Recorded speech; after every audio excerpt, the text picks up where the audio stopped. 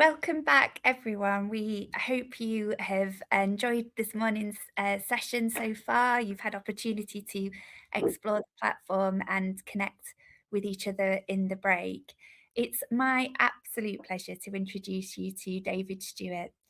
David is our Director of Nursing and Health Policy at the International Council of Nurses. We started the day talking about the importance of our collective action and uniting as a global nursing and midwifery community. This session, I think, will epitomise exactly that message, and we're really privileged that David has been able to join us today on International Nurses Day, the day that they are launching this new campaign, Empowering Nurses Save Lives. Over to you, David. Look, thank you so much, Gemma, for providing me the opportunity to come and talk about the work of ICN, particularly on this International Nurses Day. If you just bear with me, I'll try and share my screen here. So just give me 1 second.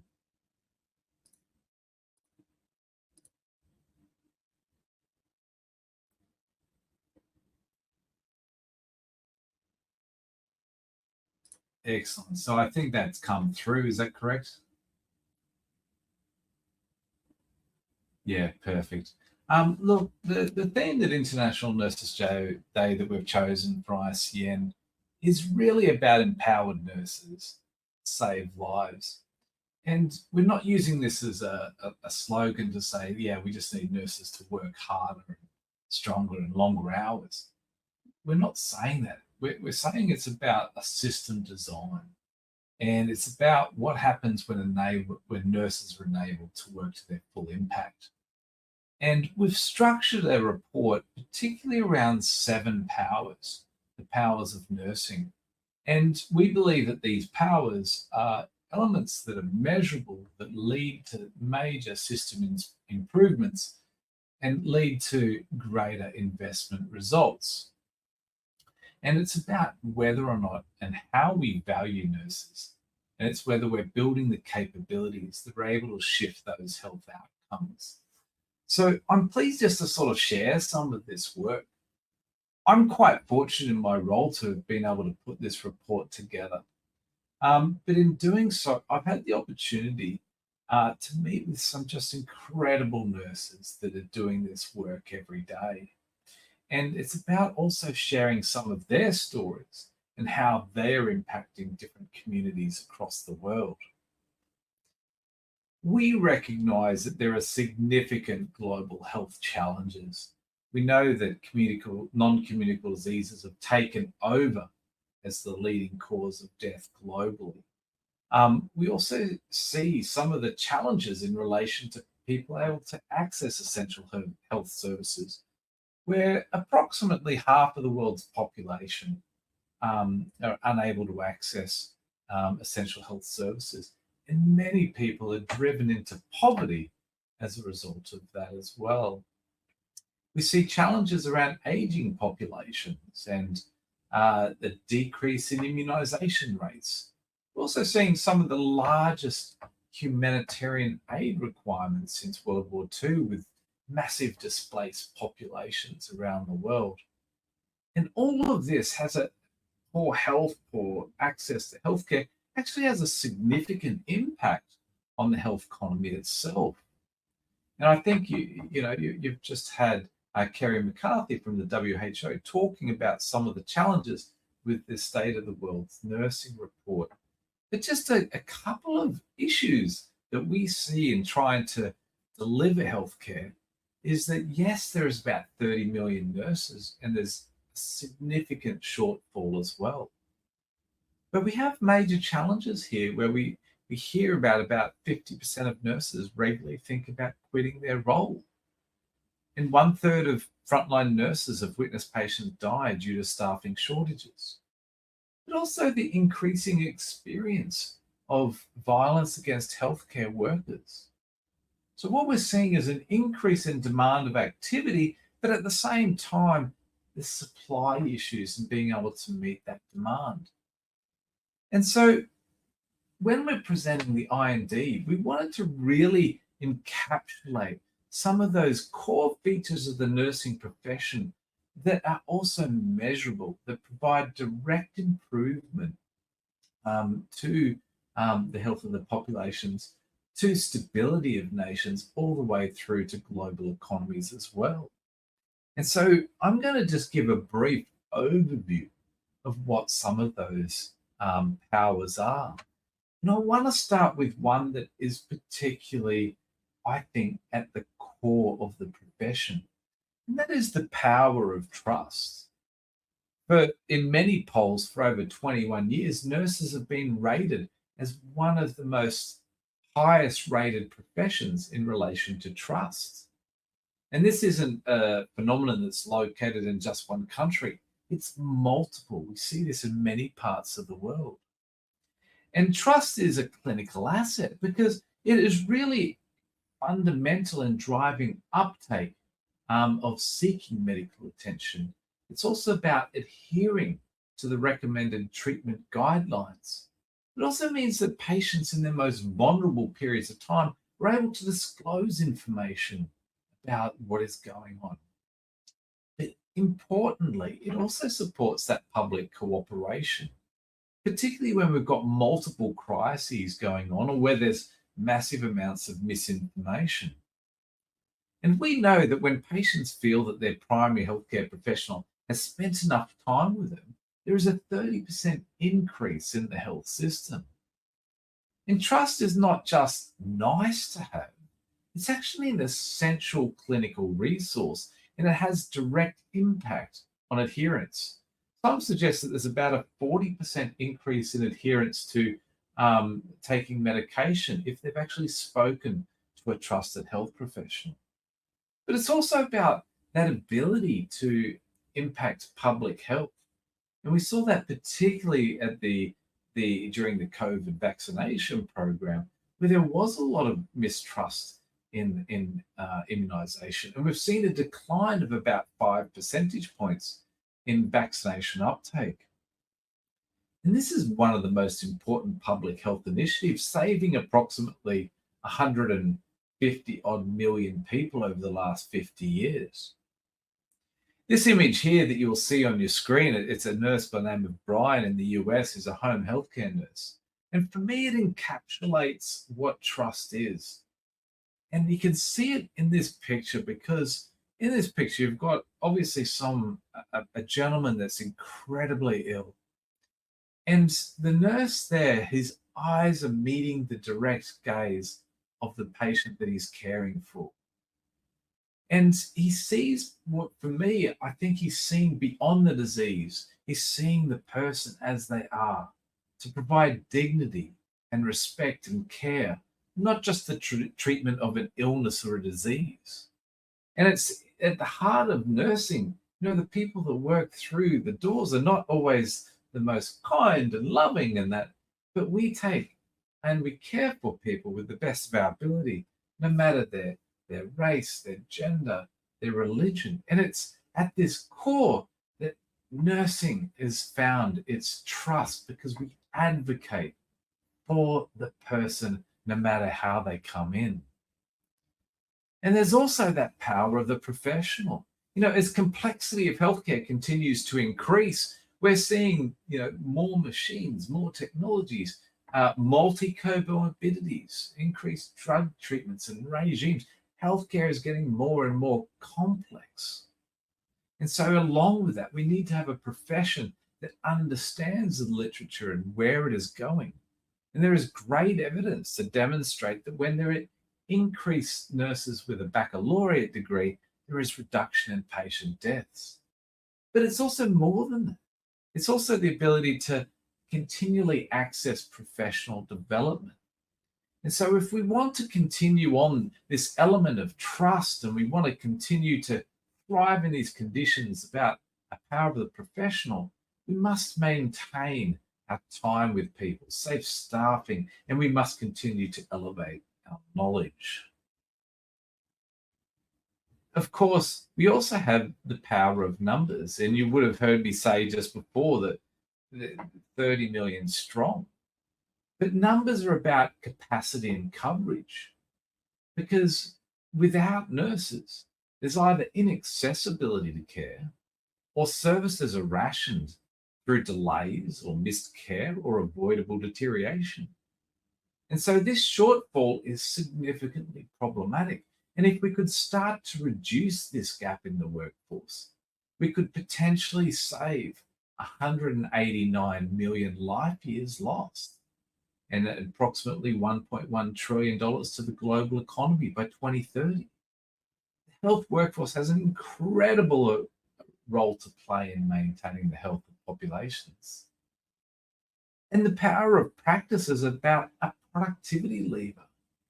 And it's about how do we use the time of our health professionals more and more closely.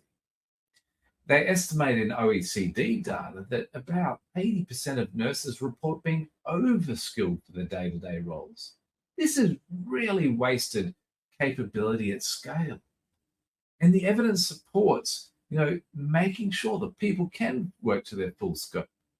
A large proportion of preventative care and chronic disease care could be provided by nurses.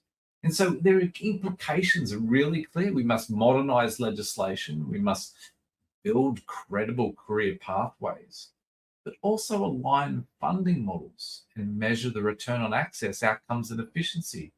It's not just about headcount. It's about allowing people to thrive in their productivity. But also the power of care. Care is where outcomes are won or lost, particularly in a day-to-day shift. Care is about, can we deliver person-centered care that is not treating the illness but treats the person, tries to understand the conditions in which they are born, raised, play, work, and live. And it's being able to tailor treatment accordingly or coordinate care between different health service providers. And we know from the OECD data that when people-centered care exists, there's better health and well-being and better adherence to treatment as well. And so nursing is critical in making sure this happens. You will see this picture on the top right-hand corner. This is actually a palliative care service delivered in Indonesia by an organization called Rachel's House. It was a nurse who was concerned about her sister not being able to access palliative care. And she established a service. And they built a building and they tried to bring pediatric patients in to receive palliative care. And it didn't work because the children wanted to be at home with their parents and they wanted that dignity at home. And so what she actually did is that she sold this building that they were in and they equipped nurses with mopeds to be able to get to people's houses and deliver palliative care in the home. And so it's actually being able to deliver the best care so that even in the most toughest times, people's needs are being met. But also you'll see about the power of proximity. Nurses are obviously the closest providers of care, particularly within that 24/7 hospital environment. But also across rural and remote locations, across countries, across the world, nurses are sometimes the only health professional accessible by communities. There's a great picture of a gentleman in Fiji who travels by horseback between villages as the only form of being able to provide essential care to many different villages. And he has to travel by horseback because cars are not readily available to be used. And so if we can actually spend sufficient time with our patients, we can dramatically detect deterioration a lot earlier. We can meet the needs of community in a timely manner. And so when we do this, we could actually potentially reduce avoidable harm by about $606 billion globally. But also I want to end with the last power, and that is the power of peace. The WHO in 2024 recorded around 3,500 attacks on healthcare facilities. And in 2025, I think there was roughly 1,900 healthcare workers who were killed as a result of violence globally. And this has an increasing impact on the communities being able to access care. and it leaves health systems decimated for years to come, even after the conflict has ended. But it's not just the local impact, it also has a global impact in that many major infectious disease outbreaks occur within fragile or conflict affected settings. In this picture, you can actually see on the bottom right-hand side, this is a nurse in Myanmar who's actually did a great presentation for us explaining how they've educated 30 nurses while being hidden in the underground and delivering it remotely, these Bachelor of Nursing programs, and the importance of this kind of work to build the next generation workforce to also meet in conflict remote areas. So when we start to look at what actually can be achieved, there is significant benefits that can be achieved as we start to close or utilize or invest in these powers. And in fact, when we look at some of the human resources for health work, they look at for every dollar spent on investing in nursing and these kind of powers, there's about $2 to $4 return. And there's massive financial gains that can be made. And so what we're saying is it's time to start looking at not nursing, not as a cost center, not as a cost on the system, but rather as an investment. And what we're calling for is investment in nursing leadership to help us progress some of this core work. We want to remove the constraints that remove productivity or waste productivity. And we want to enhance those conditions that let it scale. So for me, empower nurses save lives. It's because empowering nursing makes health systems work.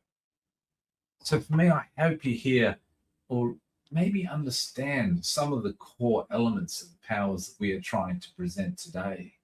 So thank you very much for the opportunity to present on some of the core work that we've been doing at the International Council of Nurses about the 7 powers of nursing.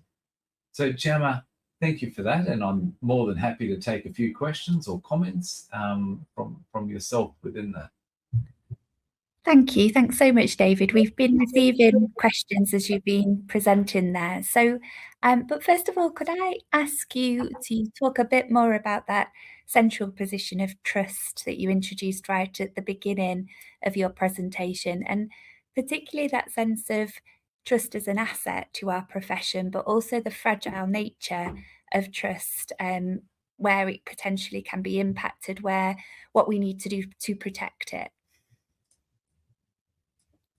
Oh, look, that's a really good question. And, you know, we're dealing in an age where I think there is quite significant polarization. We're seeing the use of social media come in, and everybody's an expert, and there's so many different opinions here. There's some great examples where we were talking to individuals that, you know, the impact on social media and vaccination rates has probably led to a 5% percentage drop because people are not trusting of governments or those kind of things. And the trust in health systems is quite low at this point of time. Yet nursing, the trust in the nurses and the health professionals that work in them is actually quite high. So it's a weird dichotomy. But when you actually get the trust involved, there's about a 40% increase in adherence to treatment, which is absolutely profound. And for me, I think, when we look at, well, why does the public trust nurses so implicitly? This is a long-standing thing. I think it has been hard for one from those that have gone before us. I think nursing has had amazing foundations that is based in a code of ethics that make sure that we are seen as advocates, that we provide ethical treatment to whoever walks through the door. And we don't necessarily have a significant financial gain as a result of the care that's been provided, and we advocate for their best interests. And when you listen to the stories of, as I was going through and writing some of the case studies, nurses go above and beyond for their patients. And I saw in many countries where nurses who had run out of hospital supplies would And I don't necessarily agree with this, but this is what happens, that nurses are willing to buy the treatments, the bandages, the splints, the x-rays, the medications. They're willing to give of their own assets to ensure the health of others. And it's this ability to see people and the value of life, I think, has put us so close. Mhm. But I see some real rifts. I think trust has been so quickly, so it's been built over such a long period of time, but it can break so easily. I see this. You see this happen particularly with the police workforce, where trust has been lost relatively quickly, and it's, there's some accountability that's been challenged. And other kind of religious figures as well, they lost their trust once being quite high in that field. And I think, particularly when we're looking at issues around social media and what nurses are potentially doing on social media, commenting on patients, there is that ability that we could lose this status if we don't abide by ethical practice. So I think it's a core fundamental thing within education programs that we continue to understand our responsibilities to each other, to our communities, and to the individuals as well. So I think Thank they're the kind of things that I'd be considering. Thank you. Thank you, David. And I think the report feels particularly powerful because there's some really hard hitting statistics there around the impact of these elements of power and when enacted by nurses. And similarly, there's wonderful case studies that give real world examples of how this is happening every day all over the world. And that feels incredibly influential. But one of our community has asked, how do we translate this piece of policy, this campaign from the ICN into real world impact when we know the working conditions of many nurses are far less than what we know they need in order to be able to provide best quality care? Yeah, that's a really interesting question because we sort of know what works. These powers we know work. We know issues around staffing work. We know issues, about nurses involved in leadership really work. And that's something that we're really trying to make sure that the evidence is available, and that we do obviously work closely with the World Health Organization and the United Nations to make sure that it's being heard. But one of the core elements is building nursing voice, particularly in high level decision making. And we do have a bank of nursing experts that we're trying to increase placement into very scientific or technical working groups. And I think last year we placed 200 nurses within this to try and make sure that we can influence the decision. Nurses have a very unique lens and perspective on what works, particularly at 2 a.m. in the morning. There's no one else around generally except for the nurse that's there providing care. And the worrying thing is, and I think this is both the history or legacy of nursing, is we often see policies that just don't work, and yet we build workarounds, and those workarounds become the norm. And I think this is as a real concern. Even when with the different types of technologies that are being brought in, and we're being asked to do more, not less, where things are not taken away from it. And yet we're becoming more time poor in being able to provide that direct patient engagement, that direct patient care. So if I was to look at some of the things that we need to do, we need to make sure that that evidence continues to be disseminated so that people understand it. Two, we need to increase the voice, particularly at the policy table, and make sure that it's being seen and heard. And yet there is a significant role for talking with ordinary people about the importance of the nursing role as part of a profession. Thank you, David. And just one last question. I'm interested from our perspective as a student and early career community, where you see that voice being understood, being harnessed to inform those policy level directions, and ways that you think the ICN and the Nursing Now Challenge might work together to be able to create those kinds of opportunities. Yeah, fantastic. There's a great work by Jeremy Schiffman who tried to understand, well, when do good networks work, coalitions work? And part of it is making sure that we frame the problem correctly, that we're able to say, this is some of the key challenges that we're facing. We have a common message.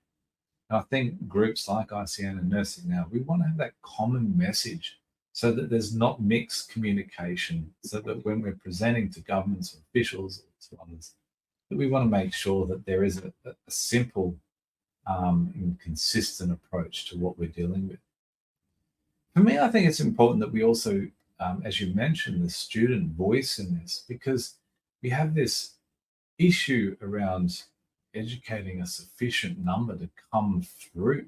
We have this huge shortfall, but students are often in a new perspective to not accept some of the things that others have tended to accept.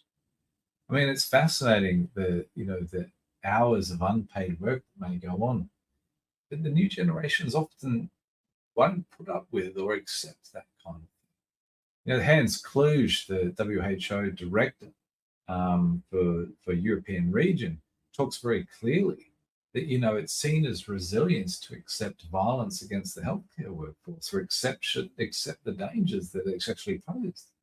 I would hope that this next generation sees actually we're not tolerating this. We don't. We need that kind of voice. But also it reminds us that there's ways that we could do things differently, whether it be in our clinical practicum education about how many hours need to be supported to provide competence, or whether it's also about mentorship into that transition into the workplace. Because scarily enough, so many nurses are leaving shortly after they actually get into the role because it was like, I wasn't expecting this. We got to stop that. We can't afford to not retain people. And it's so critical that we have different voices to be able to challenge what we expect of the norms, but are no longer that we should not be holding in the first place.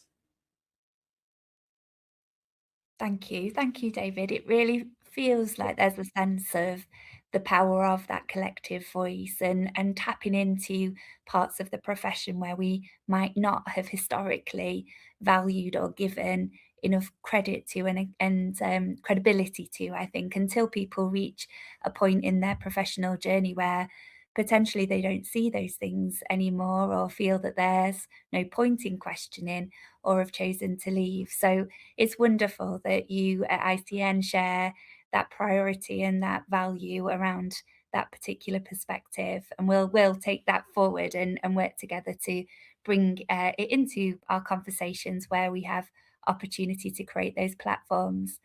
Again, David, thank you so much for spending this time with us and the Nursing Now Challenge community today. Wishing you the most successful launch of your wonderful new campaign and a really wonderful International Nurses Day. Oh, thank you so much, Gemma. I have appreciated this the opportunity to sort of share that message and just speak with you. Thank you again. Thank It's you been an again. honour. Wonderful. Thank you, David. So, everyone, we've now reached a point in the day where there's opportunity for you to take a break from the screen or to explore the different opportunities to network with others that are here and joining us today. So, there's our exhibition spaces where you'll find our partners. And there's also our fluid networking space where you can have opportunity to interact with through one-to-one conversations with other members of the community that have joined us today, again from across the world. Please do also have a look in our lounge where there are members of the Nursing Now Challenge global leads, the regional hub leads, and the challenges committee who are available there to speak with you and join in conversation. So lots of opportunity to carry on the dialogue. We will be joining back at 1 o'clock this afternoon, and our session this afternoon is very much focused around that debate and dialogue.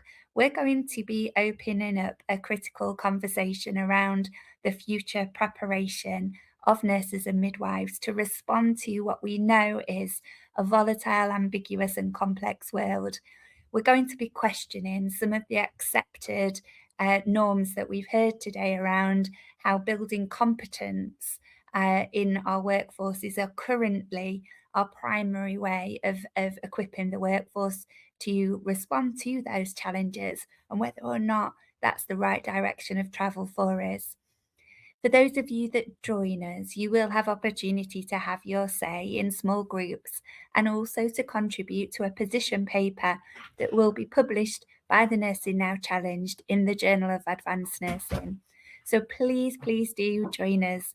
Our Nursing Now Challenge committee members will be there to facilitate the conversation, and we are really looking forward to the different perspectives and the debate that arises from that. Thank you all, and see you at lunch.